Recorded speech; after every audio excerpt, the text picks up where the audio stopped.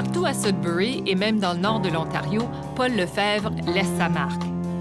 Il y a bien sûr son bureau d'avocat à Sudbury, il y a ses stations de radio Le Loup à Sudbury, à Timmins et à North Bay, et le journal Le Voyageur, l'hebdo francophone de Sudbury qu'il a acheté en 2011 et qui aujourd'hui publie presque partout dans le nord-est ontarien.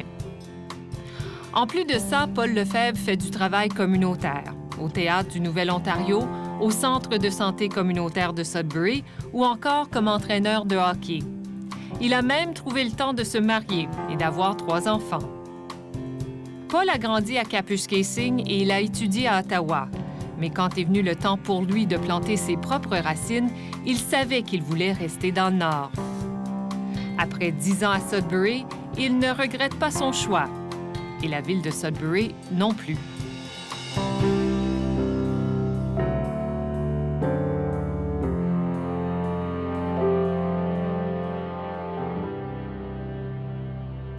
Paul Lefebvre, bonjour. Bonjour. Paul, vous êtes un peu le magnat de la presse du nord-est de l'Ontario. Vous avez un réseau de stations de radio, vous avez des journaux, vous êtes avocat, vous n'avez pas encore 40 ans.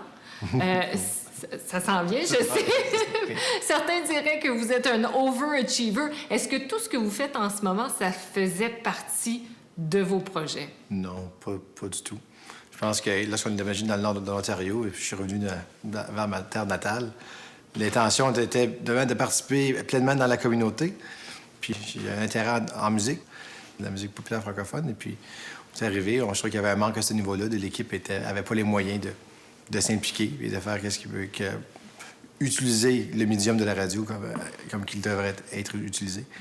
Et puis, par la force des choses, j'ai acheté la radio. Puis après ça, on la regarde, on m'a dit, mais ça serait beau de joindre avec le journal local parce que je pense que c'est une belle convergence ensemble, le journal et la radio.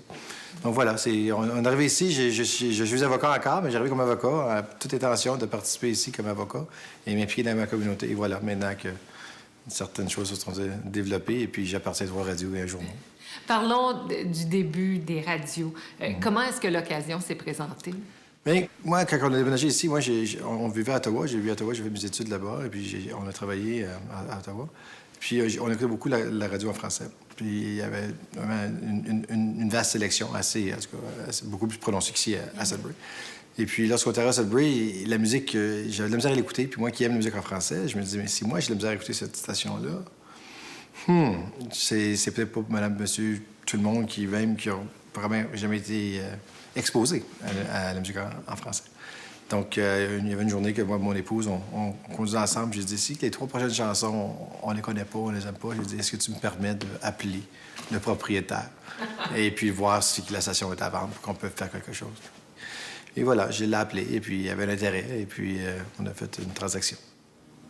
Donc, il y a une station de radio à Sudbury, mais il y en a une également à North Bay puis une à Timmins, je crois. Oui. Quel est l'objectif pour vous avec ces 3 stations-là? Comme je dis, l'objectif initial, c'était pas vraiment la vocation, bien que c'est des radios à vocation commerciale, c'était plutôt des vocations communautaires. De pouvoir exposer, ou en tout cas, que les gens ils ont une place où ils peuvent écouter de la musique en français populaire. Et puis de la bonne musique en français populaire. Évidemment, on veut que ça soit viable comme entreprise, mais on ne cherche pas à aller devenir riche sur ça, parce que ce n'est pas le cas. C'est vraiment un outil communautaire que je pensais que, surtout dans les communautés comme Timmins et puis maintenant dans Surgeon Falls, North Bay, c'est nécessaire. Puis ce côté-là me passionne. Je sais pas pourquoi. Mais c'est une passion de moi de faire. Puis si je peux faire une différence, tant mieux.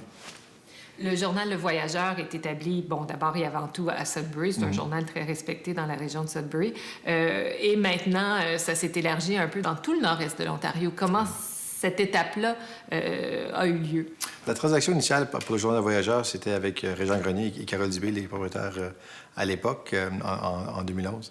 Et Régent, c'est un ami à moi, et puis ça faisait quelques fois qu'on se parlait de la convergence de les médias ici dans la région et pour le nord de l'Ontario, parce que seul, peut-être que ça n'avait pas peut-être la force de frappe, et peut-être ensemble, puisqu'on pourrait utiliser les employés à faire différentes choses au sein de l'entreprise, ça pourrait vraiment rendre les entreprises plus performantes.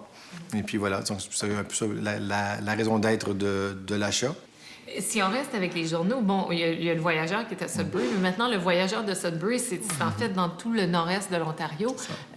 Comment est-ce que ça s'est produit? Bien, c'est un peu la vision que lorsque j'ai acheté le voyageur. J'ai dit, il y a certaines communautés qui ne sont pas bien desservies ou pas desservies du tout. Et puis, le journal Le Voyageur, c'est un journal de qualité. La qualité du français, la qualité des reportages, la qualité, en tout cas, aussi des ventes au niveau que les gens peuvent voir les produits qui sont à vendre, les annonces publicitaires. Donc, c'est un beau journal. Puis après ça, l'idée du Nord, moi, je viens de Kapuskasing. Donc, c'était facile pour moi de juste dire, quoi, là-bas, c'était mal desservi. Cochrane, c'est mal desservi. Après ça, je disais, genre, North Bay, ils n'ont jamais rien eu. Donc, puis avec Timmins aussi, j'avais l'Express de Timmins.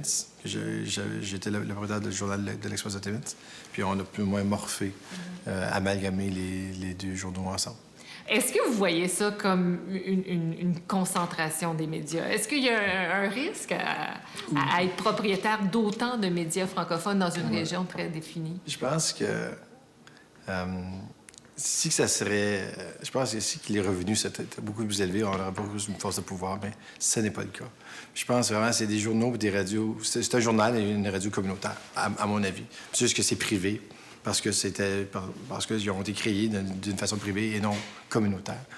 Donc, si on l'utilise comme un moyen hors que défendre la communauté francophone, or, qui est la vision, et bien, qui est la mission du journal, de faire certain que les francophones se voient par l'entremise du journal, et la radio également. Si on l'utilise pour autre fin que d'avancer un agenda politique ou autre, là, je dirais oui, il y a un problème, mais avec moi, à mon avis, ça c'est mes sentiments, je ne l'utilise pas de cette façon. On sait que la presse, c'est peut-être pas... ce qu'il y a de plus rentable de nos jours.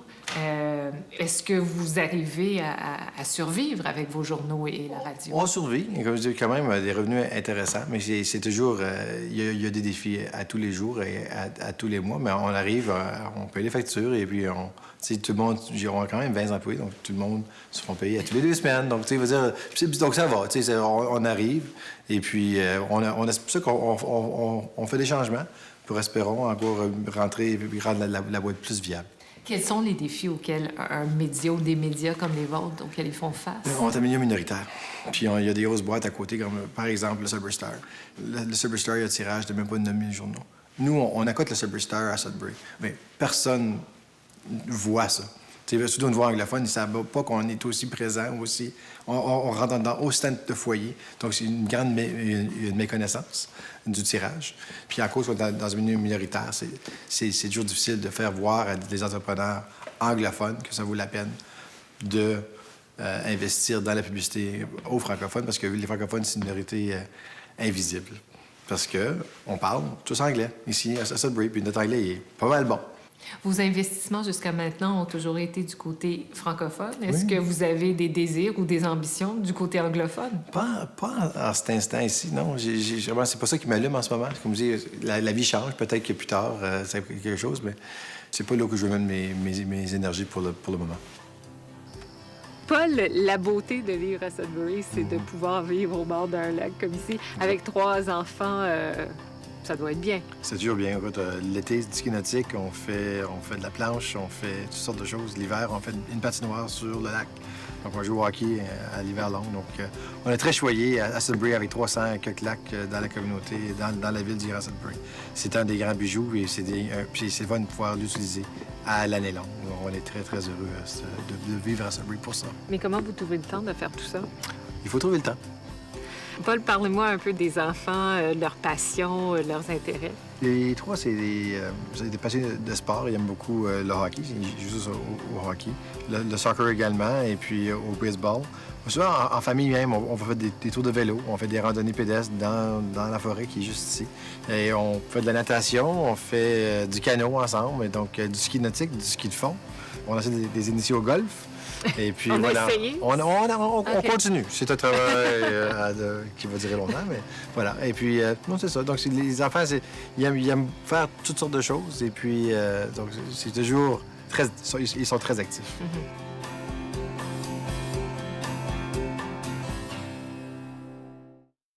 paraît que vous êtes un coach de hockey. C'est ça, oui. Je suis entraîneur de l'équipe cette année de Bantam WA, donc de filles. Donc, c'est le niveau, le niveau, le plus haut niveau de filles.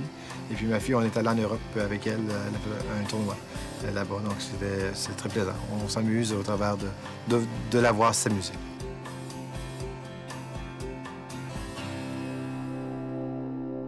Vous êtes né, vous avez grandi à Kapuskasing. Qu'est-ce que vous retenez de cette enfance, cette jeunesse dans le Grand Nord? Écoute, grandir dans un village comme Kapuskasing, une ville comme Kapuskasing, c'était...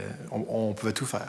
C'est qui est excellent. J'ai joué au hockey, j'ai joué au tennis, j'ai joué au golf, j'ai joué au baseball, on faisait de la natation, on faisait du camping, on allait à la pêche.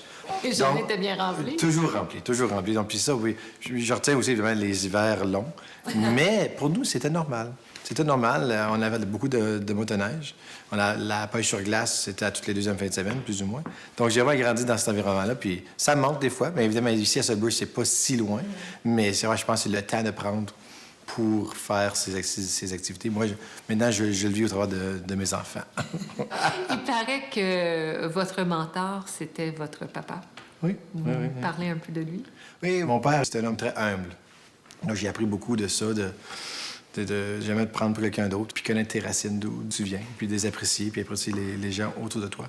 Puis c'est des choses qui m'ont vraiment... Puis je reviens toujours à ça. C'est clair, on devient avocat, on ajoute d'entreprise, puis le monde dit « Wow, Paul, wow. » Puis moi, je me sens pas wow, je me sens le gars de Kapuskasing qui maintenant qui a étudié à Ottawa, qui a fait une maîtrise à Toronto, puis maintenant qui vient à Sudbury, voilà. La musique vous a toujours passionné. Oui. Parlez-moi de Paul Lefebvre, le musicien. Bien, la musique, c'était quelque chose de famille, de ma grande famille du bord de Lefebvre, et même du côté de ma mère aussi, de l'île Saint-Louis. Ma grand-mère, Lefebvre, elle était passionnée de la musique. Et puis tout le monde, elle voulait que tout le monde joue un instrument ou fasse quelque chose. Puis jusqu'à l'âge de 80 quelques années, elle venait nous voir à nos spectacles à notre école secondaire. Et puis voilà, c'est quelque chose qui m'a resté. Et puis j'avais un certain talent, peut-être. Puis après ça, j'ai décidé de poursuivre mes premières études universitaires en musique. Je joue encore de la musique avec un groupe ici à Sudbury appelé Les Giselles. Les Giselles? Les Giselles, voilà. C'est original. Puis la chanteuse, c'est Pat Dorota. Et puis c'est elle qui a choisi le nom. Et pourquoi les Giselles? Voilà, c'est ça, les Giselles. Je pense, à l'époque, elle a choisi le nom parce qu'en anglais, on veut faire le monde danser comme des gazelles, the Giselles. Puis là, en français, bien, c'est les Giselles. J'aime ça. Voilà.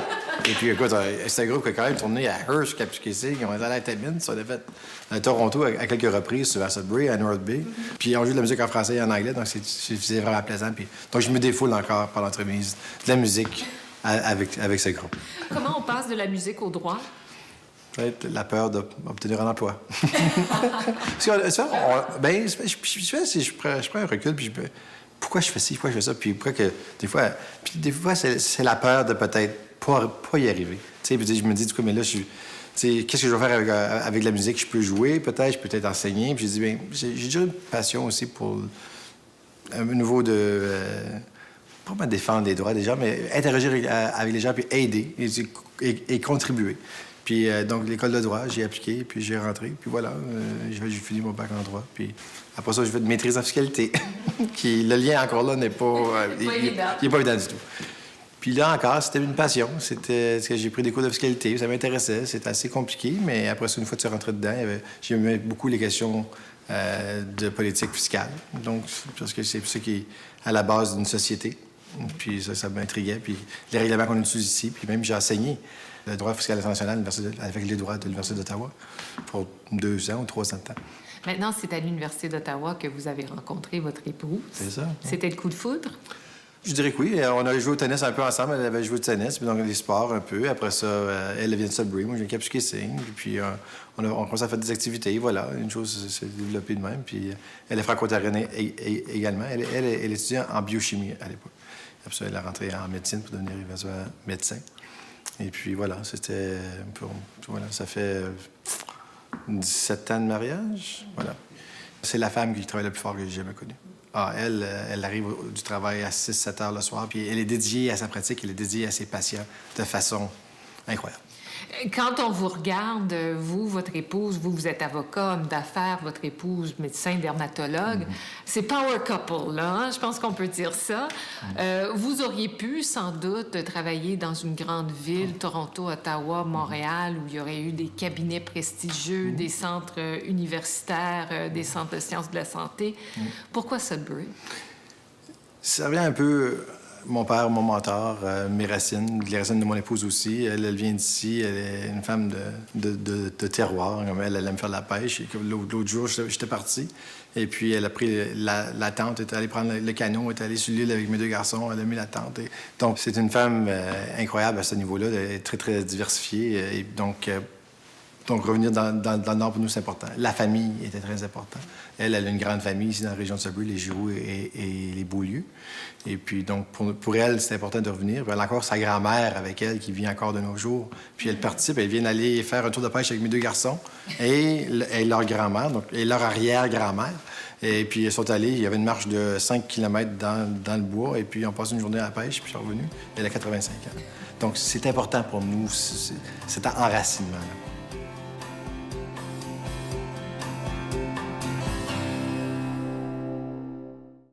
Paul, c'est un magnifique piano que vous avez ici. Parlez-nous de ce piano, d'où il vient. Lorsqu'on est déménagé à Sudbury, je me suis dit, je voulais me faire un cadeau. Ça fait longtemps que je voulais avoir un grand piano.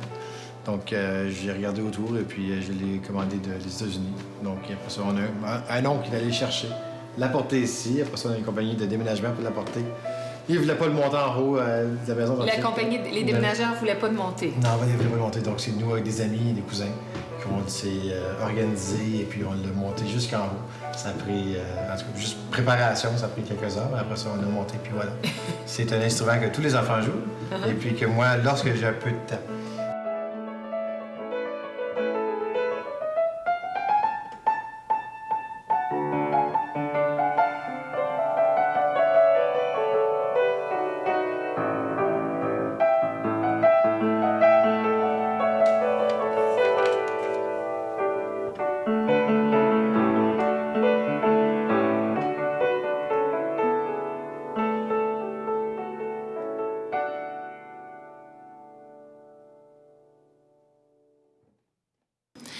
Paul Lefebvre, vous êtes avocat, vous êtes propriétaire de stations de radio, de journaux, vous avez une épouse, vous avez 3 enfants. Pourtant, vous faites du bénévolat, du travail communautaire, puis pas juste un peu, beaucoup. Conseil d'administration du Théâtre du Nouvel-Ontario, le Centre de santé communautaire, la Commission des droits de la personne, TFO, et là, j'en passe. Pourquoi? Qu'est-ce que ça vous apporte, ça? Je crois que tout le monde doit contribuer à la communauté, presque, pour essayer d'améliorer ou au moins de assurer que les choses soient bien gouvernées, gérées. Et puis voilà, participer dans la communauté, c'est ces activités qui rendent les choses plaisantes et puis qui rendent la vie de la communauté plus active. Lorsque j'étais à Ottawa, puis j'avais expliqué à quelqu'un que nos plans, c'était de revenir à Sudbury. Il m'avait dit, pourquoi tu vas aller là? Il n'y a rien à faire là-bas. Puis ça m'a toujours resté dans la tête. Parce que c'était un ancien de Sudbury qui disait, il n'y a rien à faire là-bas. Puis je me dis, moi, je veux pas vivre ça. Donc, quand je suis arrivé, peut-être que je suis allé un peu trop fort. J'ai pensé avec le TNO, le Centre de santé communautaire, la Fondation communautaire de Sudbury, et puis là, on a fondé le Festival de jazz à Sudbury. Donc voilà, ça me passionne parce que j'aime beaucoup contribuer à la communauté. Puis je sais pas pour je pense pas que c'est me valider personnellement, mais encore, c'est partager avec des gens qui ont aussi les mêmes intérêts. De faire des choses qui sont plaisantes puis que ça l'ajoute à la communauté. Puis j'aime ça, voilà. Vous avez mentionné le festival de jazz. Vous êtes un des fondateurs de ce festival de jazz-là. Pourquoi le jazz? Bien, j'ai un bac en musique et puis je joue du saxophone. Et puis on regardait un autre élément d'ajouter quelque chose à la communauté qui était différent. Et puis, on a remarqué qu'il y avait quelques festivals, mais au niveau de jazz, puis jazz, ça veut dire au sens large. T'sais. Puis même, on a des artistes, des fois, c'est plutôt juste de la musique contemporaine, mais un peu l'influence du festival de jazz, bien, de Toronto, d'Ottawa, de Montréal, qui font ça un peu. Donc, c'est juste de la musique de qualité qu'on veut apporter, et puis encore, c'était un événement qui enrichit la vie de Sudbury. Puis c'était, à l'époque, j'étais président de la Fondation communautaire de Sudbury, et puis on cherchait à créer dans le mandat et la mission, c'est de faire du leadership de la Fondation communautaire, mais c'est de créer des événements et après les laisser vivre en soi, qui ajoutent à la communauté de Sudbury. Beaucoup de votre bénévolat, pas tout, mais beaucoup de votre bénévolat se fait au sein de la communauté franco-ontarienne, au sein de la communauté francophone. C'est important pour vous ou quelle est votre vision de la francophonie, si vous voulez? Mais je crois que il y a des défis à niveau de la francophonie en Ontario. Il y a comme dans nos écoles, c'est moins évident. Les jeunes parlent beaucoup anglais. Puis moi, je crois que ce qui est des activités, puis assurer la pérennité de nos communautés francophones et une vie active à ce niveau-là, et de vivre en français à l'extérieur de l'école, il faut créer des occasions. Et puis, si que je peux, à cause de mes connaissances ou avec mon background, que je pourrais contribuer à un CA qui a ce mandat-là, ça me tient à cœur, donc je veux participer à ce niveau-là. Est-ce que quand vous étiez jeune, vous étiez très rah-rah franco-ontarien, vous brandissiez le drapeau? C'était pas... à Kapuskasing, c'était un peu moins, mais je me rappelle, on avait été pour le Collège boréal, on avait été à Toronto, de Kapuskasing, il y avait un autobus. Je me souviens de Montfort, l'hôpital Montfort, j'étais à l'Arena, quand on a fait le gros rallye pour l'hôpital Montfort. Donc, j'étais pas... j'ai participé à la FESFO, oui, j'ai participé, je pense, 2 fois à la FESFO. J'ai été président de mon école secondaire. Donc, mais c'était pas... c'est pas moi qui étais tatoué en vert et blanc tout le temps, mais j'en étais fier. Puis moi, c'est juste d'être qui on est et d'être fier de qui on est. Puis je crois qu'au niveau de la population majoritaire, ils le respectent lorsqu'on le vit de cette façon-là. Est-ce que c'est différent d'être francophone à Kapuskasing que d'être francophone à Sudbury? Ben oui, on est majoritaire à Kapuskasing. Donc, tu as les Anglais qui essaient de parler français, tandis qu'ici, il y a quand même, malheureusement, à Sudbury, puis on voit un peu des changements, mais on avait plusieurs personnes qui avaient des parents ou qui ont travaillé dans les mines, puis s'il y avait un nom français ou s'ils parlaient juste en français, ils ne pouvaient pas avoir d'emploi ou même monter. Donc, il y a eu cette honte-là d'être francophone, puis on voit les séquelles encore 50 ans plus tard de cette honte-là du travail. Maintenant, par exemple, plusieurs médecins, des avocats, des professeurs, des gens de tous les jours qui parlent en français. Donc, je pense qu'il y a une plus grande fierté que j'ai jamais eue à Sudbury à ce niveau-là. Où est-ce que vous voyez cette communauté dans une trentaine d'années? Je pense qu'elle est un peu la même place où on est en ce moment. Je pense pas qu'elle va grandir. Je pense pas qu'elle va disparaître. Non, et pas du tout. Je crois que même elle a été beaucoup plus branchée et beaucoup plus concertée. Puis on voit les fruits de plusieurs autres jeunes de la communauté qui participent. Justement, le regroupement du groupe artistique des arts, le rock, qui veulent développer une place de la francophonie, la place des arts, où les institutions francophones vont se rejoindre au niveau artistique. Ça doit être fait pour la survie. Par exemple, la fois que je suis venu, j'étais marié, puis on a eu une soirée ici à Sudbury. On est allé au Club Caruso. Moi, je ne connaissais pas Sudbury à l'époque. J'avais mon épouse pour une rencontre des anciens du Collège Notre-Dame. Voilà, très bien, on y va. Puis là, je vais arriver pour commander une bière en français. Ah, sorry, I don't understand. Je trouve ça drôle, c'est beau. Je pense on est un événement francophone, pourquoi on se fait servir en anglais? Je dis à mon épouse, mais pourquoi on n'a pas une salle en français? Elle a dit, on n'en a pas. Je ne revenais pas, là. À Sudbury, puis il n'y a pas de salle communautaire francophone. Il y en a eu auparavant, parce qu'il n'y en avait plus. Puis c'est moi, puis je viens de Kapuskasing, il y a le centre des loisirs qui va bien, puis c'est fort. Puis... Donc ça, c'est des petites choses qui te marquent. Puis je dis, mais donc, quand je vois d'autres projets qui fait de l'avance pour assurer la concertation de nos institutions et renforcer nos institutions, je pense que la communauté va être pareille. J'espère juste que les gens vont utiliser les institutions qu'on a développées puis qui sont forts maintenant. Paul Lefebvre, merci beaucoup. Merci.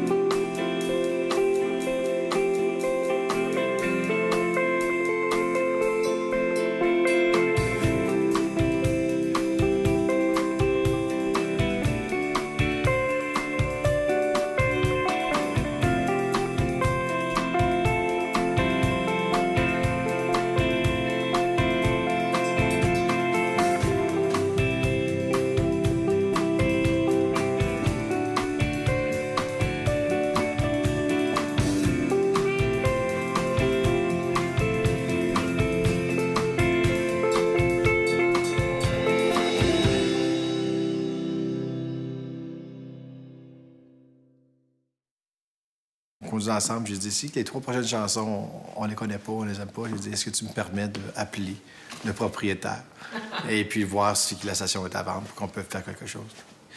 Et voilà, je l'ai appelé, et puis il y avait un intérêt, et puis on a fait une transaction. Donc, il y a une station de radio à Sudbury, mais il y en a une également à North Bay, puis une à Timmins, je crois. Oui. Quel est l'objectif pour vous avec ces 3 stations-là? Mais comme je dis, l'objectif initial, c'était pas vraiment à vocation, bien que c'est des radios à vocation commerciale, c'était plutôt à vocation communautaire. De pouvoir exposer, ou en tout cas, que les gens ils ont une place où ils peuvent écouter de la musique en français populaire. Et puis de la bonne musique en français populaire. Évidemment, on veut que ce soit le cas. Toute intention de participer ici comme avocat et m'impliquer dans ma communauté. Et voilà, maintenant que certaines choses se sont développées, et puis j'appartiens à 3 radios et un journal. Parlons du début des radios. Comment est-ce que l'occasion s'est présentée? Bien, moi, quand on a déménagé ici, on vivait à Ottawa. J'ai vécu à Ottawa, j'ai fait mes études là-bas, et puis on a travaillé à Ottawa. Puis on écoutait beaucoup la radio en français. Puis il y avait vraiment une vaste sélection, en tout cas, beaucoup plus prononcée qu'ici à Sudbury.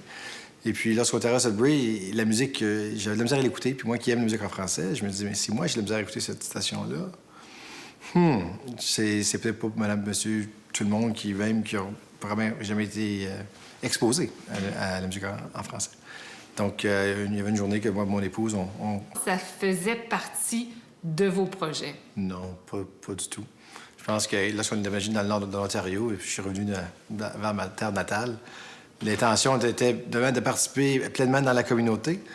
Puis j'ai un intérêt en musique, de la musique populaire francophone. Et puis, c'est arrivé, je trouvais qu'il y avait un manque à ce niveau-là, de l'équipe n'avait pas les moyens de s'impliquer et de faire utiliser le médium de la radio comme qu'il devrait être utilisé. Et puis, par la force des choses, j'ai acheté la radio. Puis après ça, on la regarde, on m'a dit, mais ça serait beau de joindre avec le journal local, parce que je pense que c'est une belle convergence ensemble, le journal et la radio. Donc voilà, on est arrivé ici, je suis avocat encore, mais j'arrive comme avocat. Et il a étudié à Ottawa. Mais quand est venu le temps pour lui de planter ses propres racines, il savait qu'il voulait rester dans le Nord. Après 10 ans à Sudbury, il ne regrette pas son choix. Et la ville de Sudbury non plus.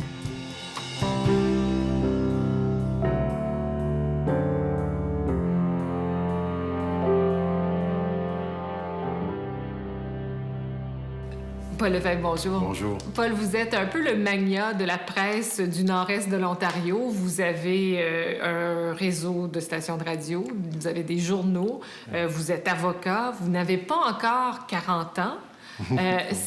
Ça s'en vient, je sais. Certains diraient que vous êtes un overachiever. Est-ce que tout ce que vous faites en ce moment...